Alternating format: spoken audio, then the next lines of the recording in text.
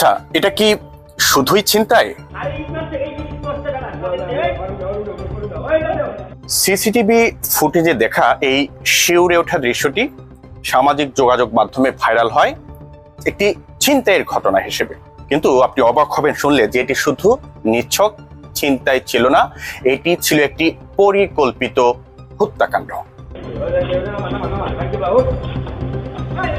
এখন পুলিশের তদন্তে জানা যাচ্ছে যে হামলাকারীরা সাজিদের পূর্ব পরিচিত ছিল। যদি এটি ছিনতাই হতো তবে ঘটনাস্থল থেকে ছিনতাইকারীরা মোটরসাইকেলটি সঙ্গে করে নিয়ে যেত, কিন্তু পুলিশ মোটরসাইকেলটিকে অক্ষত অবস্থায় ঘটনাস্থল থেকে উদ্ধার করেছে। আর সাজিদের মায়ের অভিযোগ হলো মানসিকভাবে ভারসাম্যহীন বাবার সম্পত্তি পুরোপুরি হাতিয়ে নিতেই সাজিদের চাচা এবং তার সহযোগীরা মিলে সাজিদকে খুন দুনিয়া থেকে সরিয়ে দেওয়ার এমন অভিনব এবং নৃশংস একটি পরিকল্পনা এঁকেছিল।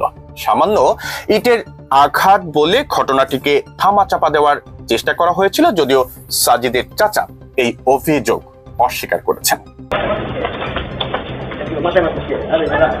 সাজিদের মা তানিয়া শিকদার জীবিকার তাগিদে তিনি দুবাইয়ে থাকেন। ঈদের ছুটিতে দেশে এসেছিলেন ছেলের সঙ্গে আনন্দ করতে।